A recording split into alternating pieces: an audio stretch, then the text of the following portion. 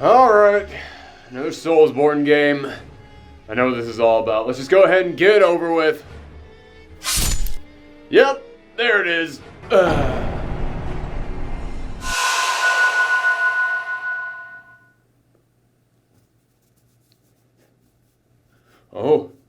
Oh my god! Oh my god! It's a Soulsborne game where I can revive. Oh my god, this is a game changer. I'm invincible now. I don't have to be afraid anymore. I don't have to worry about going out there to explore. I can actually enjoy the game, and I had that coming. Here's our review of Sekiro Shadows Die Twice. Sekiro Shadows Die Twice is the latest game from FromSoftware and Hidetaka Miyazaki, the studio and director behind the Dark Souls and Bloodborne franchise. Now, there's been a lot of arguments back and forth in the gaming community over whether or not this should be considered a Soulsborne game, because while it does share some gameplay elements, other iconic features of the series, such as the stamina bar, creative character, and variety of combat styles, is gone. But the Soulsborne games are known for more than just their gameplay mechanics. Things like their story, lore, world building, unique creepy imagination, all of that is just as important, and because of that, I personally would absolutely consider this to be part of the Soulsborne franchise. Wonder what I'm talking about? Let's start by looking at the story. After waking up in a pit, our hero seeks to find a noble with sacred blood that grants strange abilities. From there, he sets out on a quest where he encounters poisonous swamps, religious groups attempting bizarre experiments to replicate this godly blood, and giant insects living inside of people. Our hero has been given the power to resurrect and come back from the dead, making him, for lack of a better term, undead if you will. But each time that this resurrection happens, it spreads a darkness across the world. So he must search for a way to undo this immortality and, let's say, break the cycle. You've told us this story many times. And you'll hear it again! Now don't get me wrong, just because this game's story shares many similarities with the director's other works, doesn't mean I'm saying it's just a retread or that it lacks originality. Far from it. This game has its own flavor, having gone from the dark and dreary Western fantasy landscape of the other games to one that is distinctly Japanese, but is also based on historical events. And because of that, it gives this world a more realistic tone than the other Soulsborne games, while keeping that hint of the disturbed,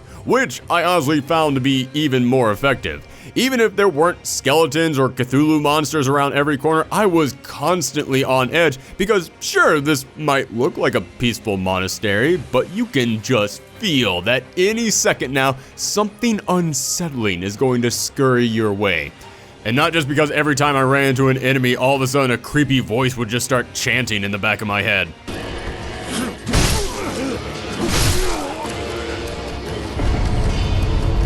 Now, the big way that this game differentiates from previous games from this team is the platforming and exploration aspect. Don't get me wrong, in the previous games from this company, there were secret passageways and looping paths and all sorts of hidden goodies around every corner, but here, you have a grappling hook arm that allows you to jump around from one ledge to another that makes this whole world open up in ways that constantly impress me. So often I would see something hidden just off to the side and I'd think, gee, I wonder if I can get over there if that's just for decoration. Only to find that not only could I get over there, but once I did, it would open up a whole new world for me to explore. And jumping and climbing along ledges just feels so good in this game. Like you're some kind of Spider-Man ninja, web swinging and landing on unexpected monkeys. That's something Spider-Man does, right? And the environment looks so amazing. You'll want to explore and see as much of it as you can. It's actually kind of amazing that this is this studio's first real venture into platform-heavy exploration games, and they absolutely nailed it. But that's not the only gameplay mechanic that shakes things up. Sekiro is also a stealth-heavy game, and you guys know me, if there's one thing that I love in video games, it's not having to do stealth missions. Yeah, I've always stunk at stealth in video games. My sneak level is on par with that of a piano falling down a spiraling staircase. But in Sekiro, it's actually pretty forgiving. That is the last time I'm going to use those words in this review. I found that enemies weren't too alert. You could actually sneak right up to them because everyone in this village apparently suffers from some horrible disease that removes their peripheral vision. As long as you're crouching, you're pretty much free to do whatever you want. Heck, they even let you stealth attack many of the mini-bosses in this game, which lets you remove one of their entire health bars. Which means it's now time to talk about one of the craziest mechanics in this entire game. So as you can see, when you fight an opponent, they'll have a health bar that comes up. Get it down to 0, then perform a finishing blow, bing bang boom, easy to understand. But every opponent comes with a second bar called the posture meter. And as I mentioned, this game does away with the stamina bar from the other Soulsborne games, but the posture meter is basically the stamina bar after it took a college intro to psychology class and it got all pretentious and started overanalyzing everything. You see, the posture meter will rise with the more damage you take, but also with the more attacks you block, or the more your attacks are blocked. And when your opponent's posture bar reaches its max, you can instantly perform a death blow on them. Now, when it comes to the standard enemies, that doesn't really come into play that much. You'll spend most of the game either sneak attacking them or just overpowering them. But when it comes to the bosses, posture bars are the name of the game. The odds of you getting a boss all the way down to 0 health is next to impossible, so you'll have to focus specifically on their posture meter. And as I briefly hinted at before, when it comes to the mini bosses and the main bosses, they're not going to have just one life bar, meaning that for every single life bar they have, you're going to have to raise that posture meter all the way up, perform a death blow, and then do it all over again. However, you have a posture meter of your own, and if it hits its peak, then you're left wide open to an attack. Now, unlike your health bar, your posture meter will slowly heal over time if you avoid combat, but the same goes for your opponent. And this will lead to many instances of you working your butt off to raise your opponent's posture, but then you have to jump back to recover your own, only to watch as your opponent does the same, leaving you both back exactly where you started. Good, great, really makes all that time and energy seem worth it. That's why you can't just swing your sword and hold the block button. You have to use your brain in these matches. You have to block their attacks at the exact moment of contact to ensure that you do more posture damage to them than they do to you. You'll have to look for openings to attack them because even if you're not trying to get their life bar down to 0, the lower their health is, the quicker their posture meter rises and the slower it heals. And certain unblockable attacks from your opponents will have very unique, specific ways to counter them that will do extra posture damage. There are also specific attacks that you can learn aimed entirely at damaging their posture, but they tend to have very long buildups, so you need to make sure that you use them only when you're absolutely sure that they're open. This basically turns these matches into long, intricate dances as you read your opponent's every little move to look for the perfect opening. Now you might hear that and think, gee, that sounds hard, and there's a good reason for that. It is. It's so hard. Yeah, that's another thing that the Soulsborne games are known for. Overwhelming difficulty. And I know, this is all going to come down to a matter of opinion, because every single one of these games play differently, so it's all going to depend on what you personally are more accustomed to. However, just speaking on my own behalf, this is the hardest game these developers have ever put out. And I've heard so many people out there saying, oh, it's not that hard. You just have to teach yourself not to play this game like Bloodborne or Dark Souls. You have to learn how to play this game the way it wants you to play the game. Then it becomes easy. And I am here to say, yes, I understand what they mean by this. They mean that you have to teach yourself not to dodge everything, not to just always hold block. You have to learn how to parry, because that is the defining mechanic of this game. However, they're still wrong. Yes, you do need to learn how to parry, but the game does not become easy when you learn how to parry. It just becomes possible. As I said, you need to watch your opponents and read their movements to see what attacks they'll send at you next, but some of those tells can be so subtle and only give you a split second to respond. This isn't your typical action adventure game, this is basically a fighting game. This is the action game for people who know how to read frame data, who know what it means for an attack to be safe on wake up, who know about hit advantage, block advantage, and punishing. Yes, the number one mechanic of this game is parrying your opponent's attacks, but that means that you have to hit the block button at the exact moment you're about to be hit. Otherwise, you'll end up taking extra posture damage, and in some instances, you'll just take regular damage. And when I say exact moment, I mean the exact moment. The timing on these parries have to be so precise that I'm not kidding when I say I almost didn't review this, because there came a point while playing this that I honestly couldn't tell, am I doing something wrong or is the game bugged? Because there were so many moments that I would hit block, parry perfectly, then the next time that the opponent came at me with the exact same attack, I swear I would hit block at the exact same time, and now I was being hit. And I could not tell, is the game broken Or is the timing on this parry so insanely precise it's practically invisible to the human eye? And this is a complaint that I've seen many people make about this game. A lot of people have said that this game feels like they made it extra hard just because, hey, it's Miyazaki. Making hard games is what he does, and not necessarily because that made it a better game. And on some level, I have to wonder if they have a point. I mean, I'm not going to get into a big argument about whether or not this game needs an easy mode because God knows on the internet that makes you history's greatest monster, and I really don't care one way or another. I'm not going to die on that hill. But what I am saying is that in the previous Miyazaki games, the difficulty made the game more rewarding. It was tough, but it didn't feel unfair. Here, it feels practically sinister. Like this is all just Miyazaki trying to punish everyone who kept asking him when Bloodborne 2 was coming out. When I beat a boss in Dark Souls, I jumped up and cheered and felt a wave of accomplishment. In here, when I finally beat a boss, I wanted to put the controller down and just walk the earth thinking about what has become of my life. This game isn't just tough, it's existential crisis tough. But let's examine some of the ways that this game is so brutal. As I already mentioned, the combat is so precise that you'll need frame-perfect timing to land some of these blocks, but that's just the start. Each time that you die, you're going to lose half your experience points and half your money, which means that if you're going to go up against a boss, you're going to lose to them about 5 or 6 times before you can even start to learn all their crazy patterns and forms, and that means that all that money and experience that you've been collecting, it's gone. Just say goodbye to it now. The only way that they could have made this worse was if each time that you died, the loading screen just revealed another spoiler about endgame.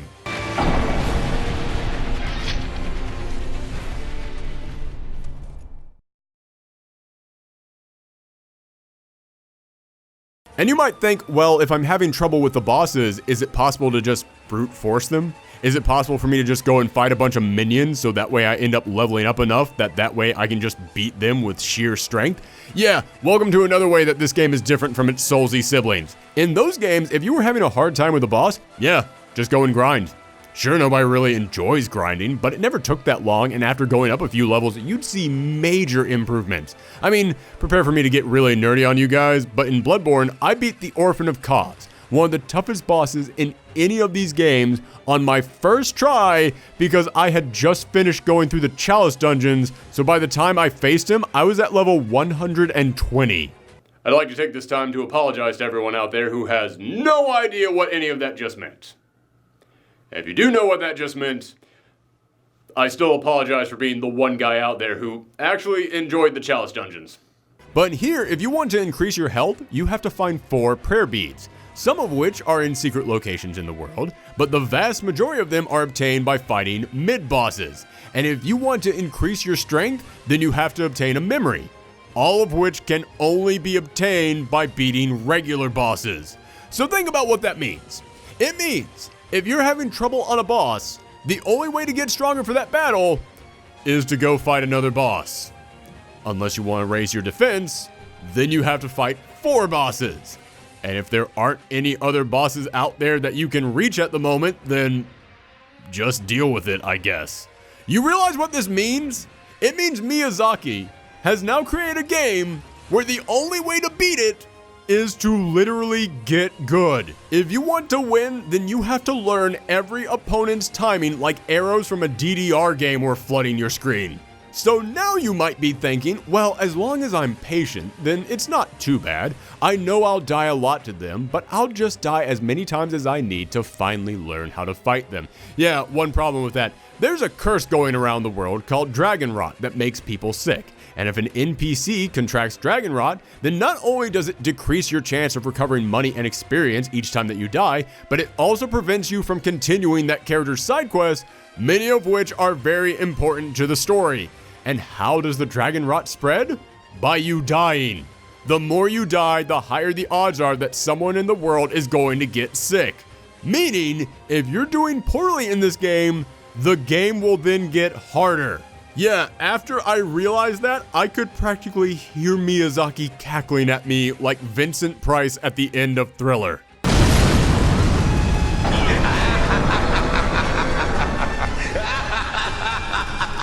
And I know someone is going to say, oh, but isn't it easier in one way? can't you revive in this game? Yes, in this game you can revive once each life, which is a nice mechanic, and I will admit, it has saved me a few times. But if you think that makes the game easier, then allow me to present a new segment here on Thorgi's Arcade called And Now This.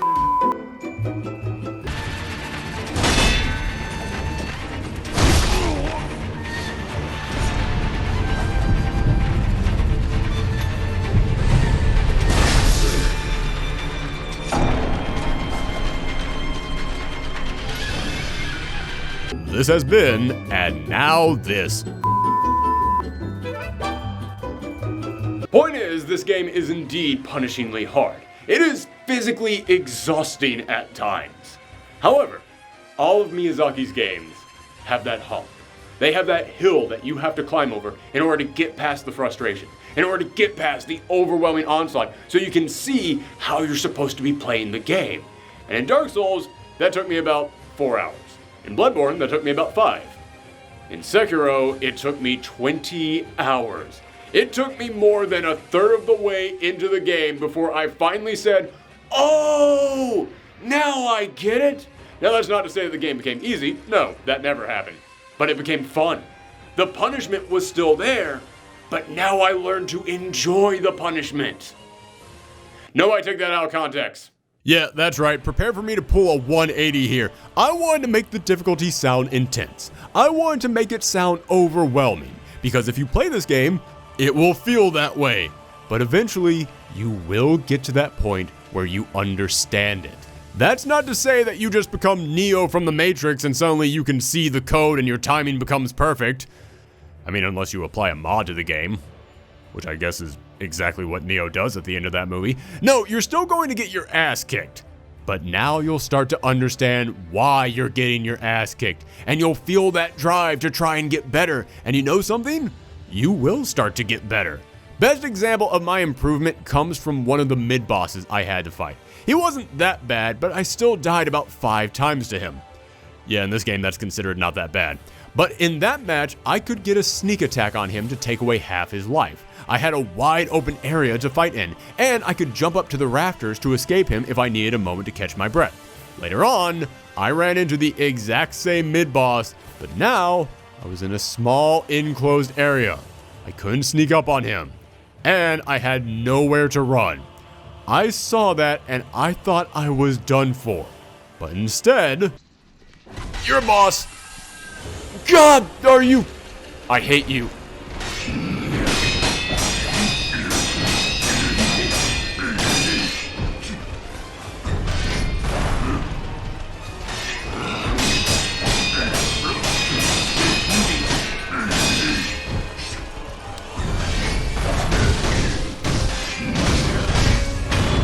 Okay.